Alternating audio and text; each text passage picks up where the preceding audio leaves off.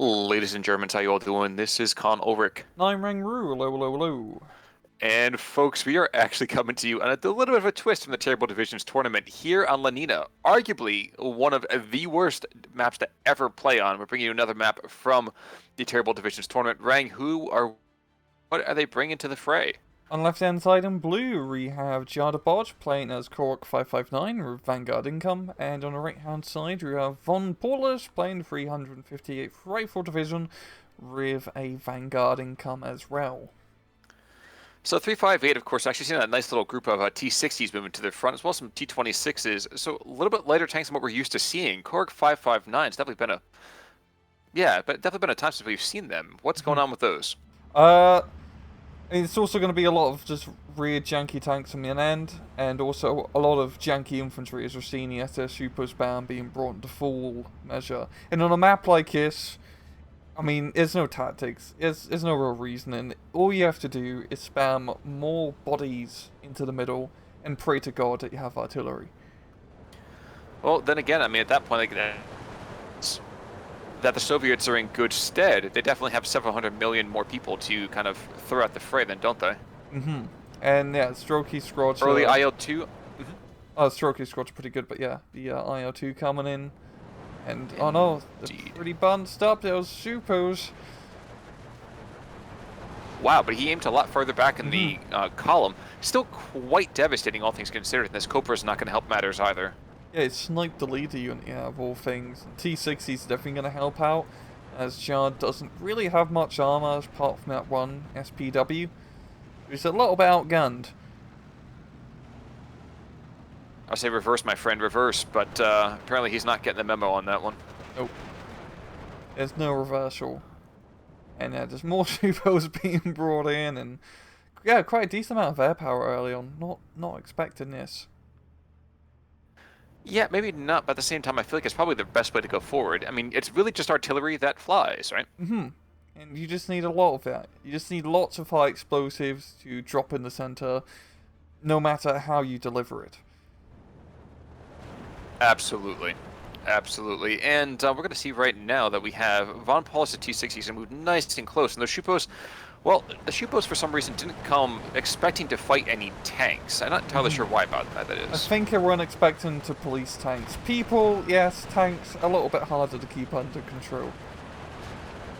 You know, kind of disappointing all the same. Actually, it's kind of funny. We have just these couple of artillery pieces to the southeast of the town just shelling another SPW. And shockingly enough, they actually probably could take him out. IL-2 is not going to help. Okay, never mind. Yep. And we got 76 captured just 3 from the German side, and that should provide some pretty good fire support. Actually using it in the anti-tank role to pick off some T60s. You know, using it in the anti-tank role is kind of a misnomer because it's got to kind of a couple kilometers away, and it's certainly causing some issues. But picking up one kill at least, so I can't complain too much, I imagine. Coming the other direction, a Hurley Henschel. I've heard your angry comments, everybody. A Henschel coming on in 129. Isn't it a Heinquio car? Oh, dear Lord.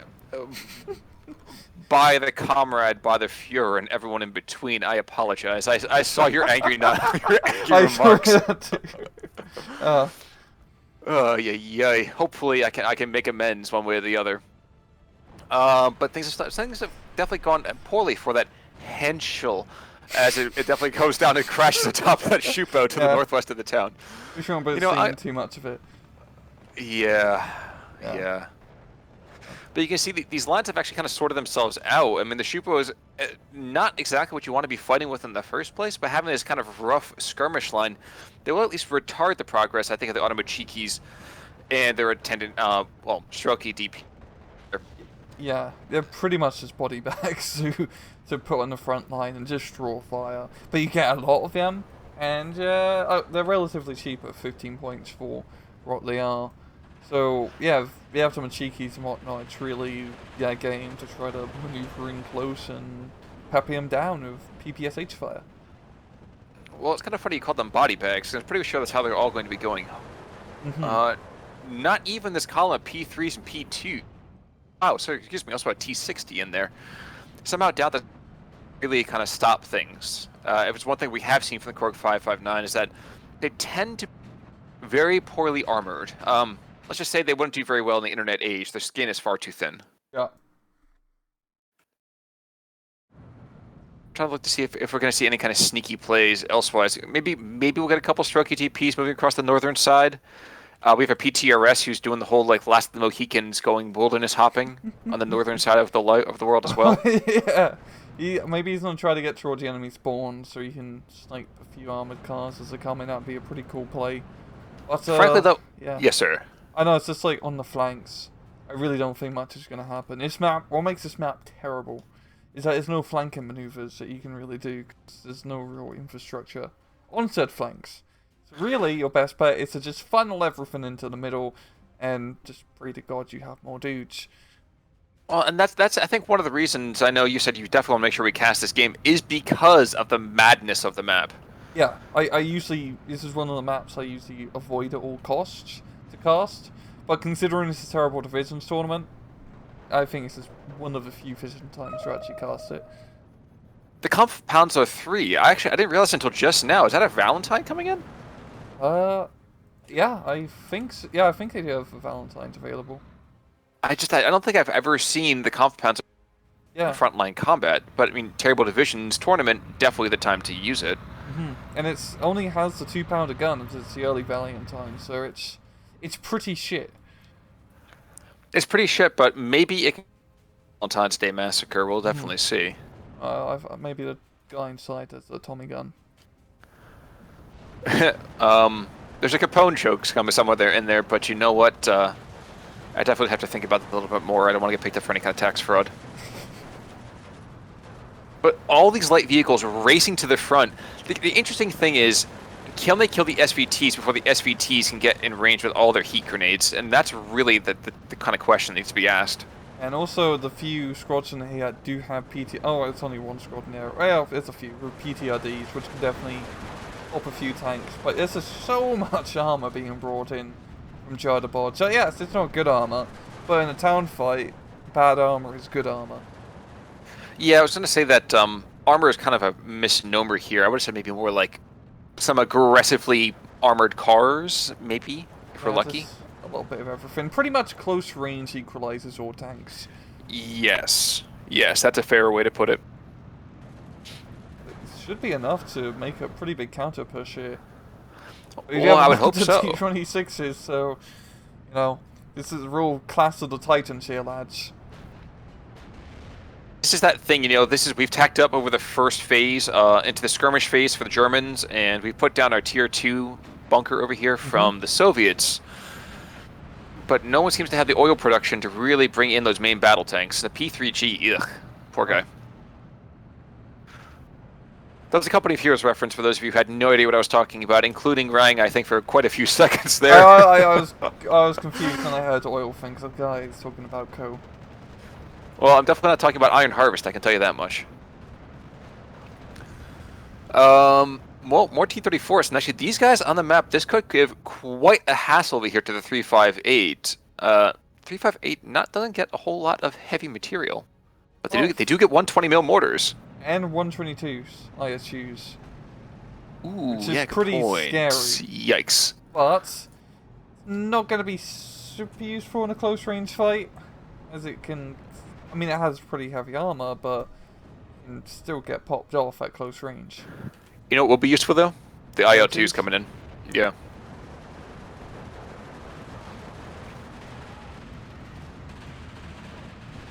But the Shupos, oh wow, shockingly enough, the Shupos are pushing the Soviets out of this town.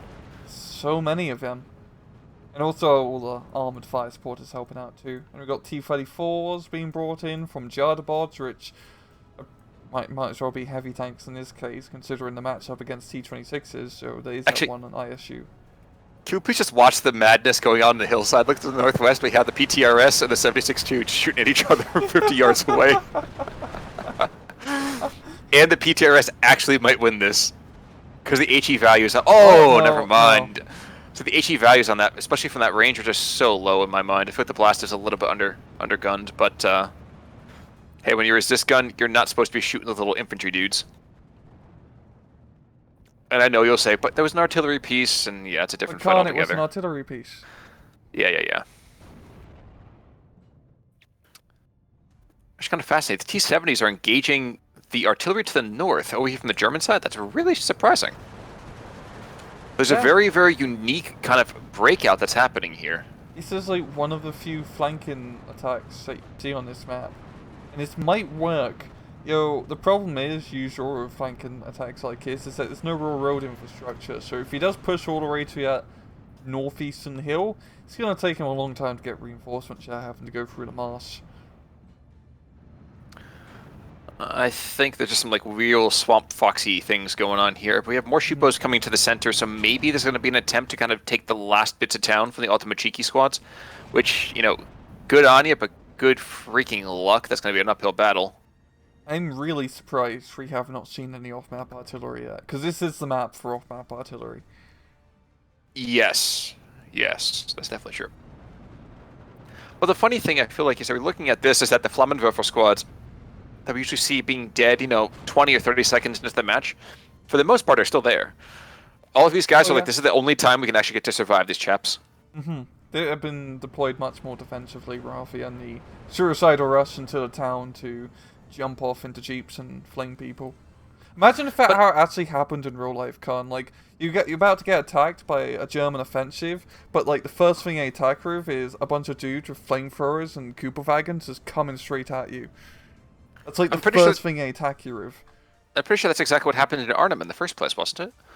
Was it? I don't know. The whole half track BS. Like, oh yes, let's drive in a column with absolutely nothing that has any kind of armor. Yeah, across the bridge. Yes. Yeah. Yes. I would call it a fatal funnel, but that implies there's actually any kind of armor on either side. Ooh, actually, I kind of like this. We actually have 4 IG-290s coming on in. So these are basically more captured Russian equipment. But their rather aggressive positioning means that their firepower is going to be heavily concentrated. Going to be a hassle when those IL-2s come back again, so I hesitate to say that it'll be extremely effective, but it certainly bears watching. Yeah, it's just a lot of firepower. It's definitely a very exposed position to put them in, but it could work just due to just having so much high explosive kaboom. At the same time, if they stay too close together, it's going to get easily suppressed down. Well, true. I mean, that's what the old phrase is. Guns of a feather die together. That's how it works. I did not know yet. Yeah, exactly. It's a corollary of the other one. Guns of the same caliber. And that's all I got. I was actually that was coming into my mind. I was like, we got this, and then I didn't know what was going to happen. So those IL-2s, I'm surprised that the air power on the Koruk side has been as anemic as it has been. Other than the Henschel coming on in, there's been really nothing else.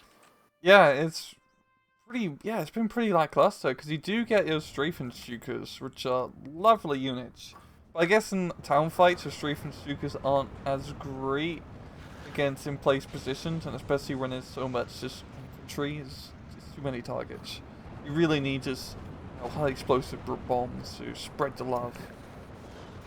Yeah, but you know what? I feel like you have to keep it just in case you do something like strafe the ISU-122. Oh yeah, that'd be useful. That right there, even if I just stress it to death, I mean, stress kills, by the way, but if you just stress it to death, that's going to be as much as you need. God, I never fully appreciate how many Shupos are in here. Jeez, McGregor.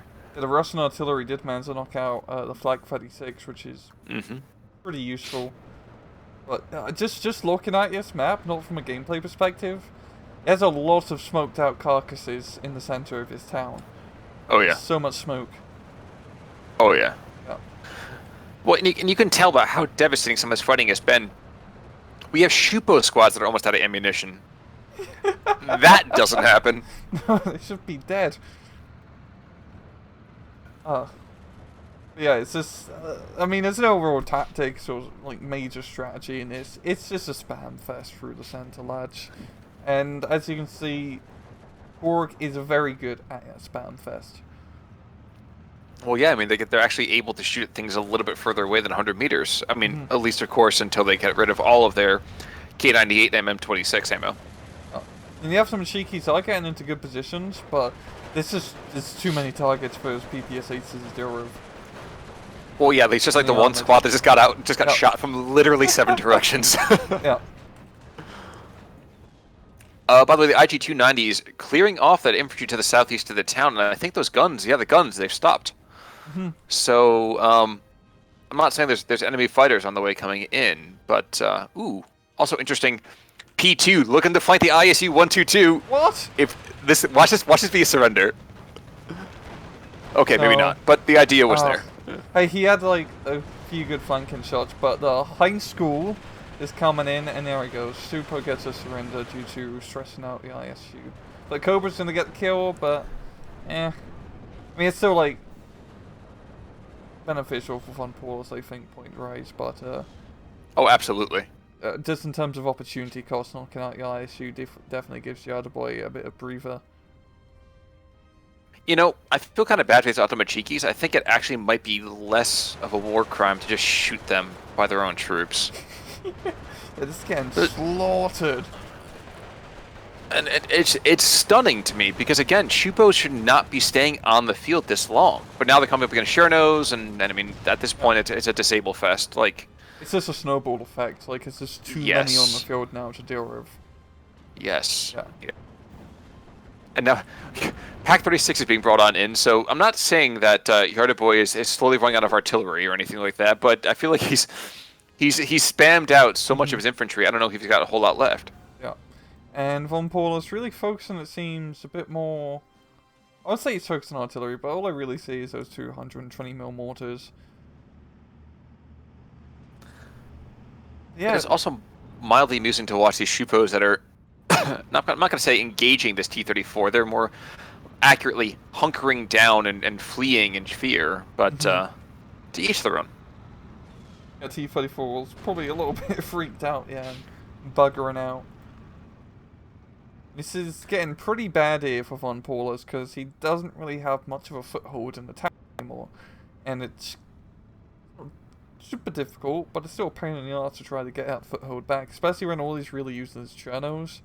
And yeah, it's just. I mean, if I was in this town, I would be very disheartened in this fight. Oh, absolutely. How would you like your remains displayed? Oh, I think I'll just take it in the town. Thank you very much. Just, just no drape me over a brick wall. That'll be enough. Exactly. Yeah. Could I get the bits high and bobs, package? I want it to just be instant. I don't want to linger. Just let me go. Sorry, sir. We only have the shot down by machine gun burst available right now. I guess that'll do. We sold out. Oh, are you? Is it that much of an interest? Yes, that nobody likes to linger.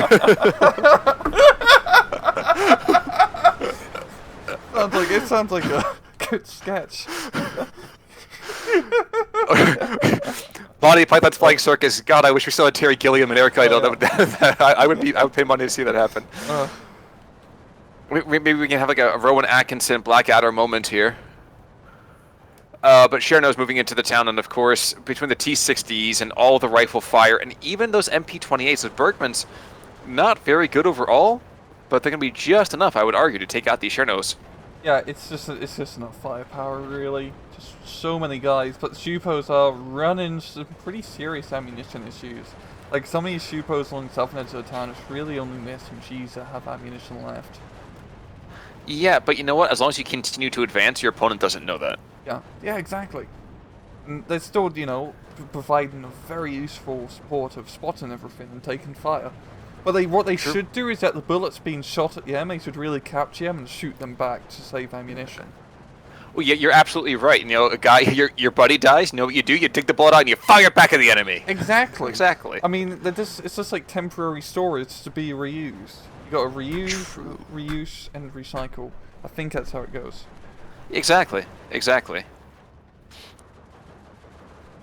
And then you report the losses. Shupos, in the meantime, though, these deep wounds into the Russian lines, it's still 16-8. I mean, Jardaboj over here has definitely crushed the front lines. And you can see now, just Cherno's coming on in, which tells me, I don't know if guys have anything left in their Seek decks for either side. I think both sides have faced exactly one kind of prep, and that's going A-B, and that's it. Yeah, it definitely seems like vonPauluS is running out of actual troops. And then Jardaboj now spamming MG42 and 34 teams to set up defenses. And it's not really too much armor from vonPauluS. It's just a few T-34s, a T-60 here and there. But also at the same time, Jardaboj has lost quite a bit of armor. True. True. I was just watching these 290s just engage the Chernos moving on in, and it's not happening. The Chernos take one round to the face, and they're like, "Yep, I'm out." Yeah. Which, don't get me wrong, I totally would understand that myself. Well, they're getting discount flak 88s moved on in. I said discount because we have one idiot, true idiot, I think, being brought in. Yeah, it's a flak 41. And then we have a flak M39, so the Russian takeoff, basically. I believe they literally reboard it to shoot 88 yes. mils.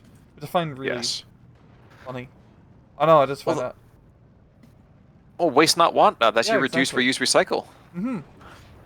Unfortunately, to a certain degree, one thing that kind of also doesn't really get mentioned is that the 85, 88 generally didn't have ammunition because they already had ammunition shortages for the 88. So... they sort of... typical German problems. It's twice as efficient. Too bad we have half the resources. Stop capturing guns. We don't have enough ammunition for the current runs. But just when I thought it couldn't get any more dire, we actually have Stroke DPs being brought on in. So this could be the last stone throw of hope. Yes. For vonPauluS. Stroke DPs are really only quality infantry, but it's just... I mean, Jardaboj has too much quantity to really make quality matter. Exactly. Exactly. I am going to be rather depressed if this 85, 88 doesn't... There we go. I thought we'd really ticked off if he got taken out by a T60. He almost did. He took a lot of damage from it. I understand that AA units take extra damage from ground units, but that was a lot for just an autocannon. I guess, you know, it was a good autocannon. Well, what we are seeing is the most deadly killers of the day coming onto the field, the Snipirs. I kind of wonder they shouldn't just stuck a line of them in the first place and just slow pushed it, just kind of stayed out of range of everything else. But here we are. Germans have their own snipers known as 76mm field guns, and they're proven to be quite deadly. They certainly are, muching as we have. Ooh. Shupos. Okay, I thought we had some pioneers moving on in, but no, that was just a captured T-36 again. T-34 rather, excuse me. More aftermachikis, and at this point it's getting pretty hard to actually position those aftermachikis because you get in too close and you get pounded down. But vonPauluS is making a little bit of a dent in the northern side of the town. But there's more Shupos being brought in. There's forever will be Shupos being brought in. They will never stop coming. Never gonna give it up. Never gonna let it down. I'm never gonna run around and hurt you. Well, that's exactly what they say about Airsats, Chupin, Shupos, and Chernos. Yeah, Stroke DPs are really holding their own. True, but it's the guys you're fighting don't have any ammunition. Miaptos are pushing in. The good thing I did actually bring them up in the half track, so they're not actually. Well, they do get killed by grenades if you get too close, but it's better odds. You know, if you never jump out the half track, it's yeah. One of them are loaded right next to an 85, 88, and yes, there it goes. It evaporated. Cool. Well, yeah, I didn't actually think we were going to see a third culture on here, but they turned definitely to Swiss cheese. So, but the columns of Shupos are just too much. It's 16-8. He's got 100 seconds left to go. Again, guys, there's a reason that this map doesn't really feature too often over here in replays. First of all, that reason is Rang. But second of all, but second of all, it's an insane map. Yeah. I get fidelity to history, but I would have loved to have seen a slightly modification on this. Yeah, it really just to make this map just a bit better. It's just add a bit of better infrastructure on the flanks, some roads that connect, a bit more cover to actually make it a bit more enticing, rather than just the grind fest of the center. Yeah, the cool thing I'd have to say about this map is that it's really cinematic when you zoom in really close and you just see these massive fights being raged on. Like, the town just always gets annihilated to rubble every single match. Doesn't matter. But the thing though is that to me it kind of reminds me of of like episode 2, with like the Battle of Geonosis, and all you just see is like 2 lines of guys walking at each other firing blasters. I'm like, okay, dude, like I can play Age of Empires like this too. Yeah. So you're right. Cinematically, I love seeing all the bullet contrails going in every which direction, as long as we ignore the fact of what's happening to them. But a little bit more tactical would have been fantastic. Yeah. So. Yeah, I'm just like zoomed in like the town at the moment, and it looks really cool. Just looking like it's the thing we don't do enough. I think is like zooming a little bit and actually see the battle unfold, because it's the coolest part of it. It's one of the coolest parts of this game is how it looks up close and personal. True, and maybe that's a thing for the future, Ryan. We've got to go in and tell the untold battles of places like Lenina. But pretty close on kills, actually. Oh, I think a lot of that's helped by the fact that the infantry was basically the main killer, not killers, but killed here. Oh. So yeah, I mean, you have light-skinned tanks that are 40 or 50 a pop, but other than that, it's 15 and 20 point units every single time. So lots of death, but maybe not so much on the ledger. Mm-hmm. Yeah, really, just some of the tanks being the more MVPs of that match is nothing really much to say. One Flak 88 did decentish work, but yeah, I mean, what is there to be surprised about? It was an infantry spam. Yeah, well, we had one Valentine tank taking out 3 of those dirty commies in one of their main battle tanks. So good on him. Yeah, not bad. Fighting the Cold War early. It was a proxy war, really. But yeah, folks, that I think will about do it for us over here on this particular map. Rang, any final thoughts for it? Nope. Well, folks, in that case then, we will see you all. Until then, I'm Con Ulrich. I'm Rangru. Take it easy.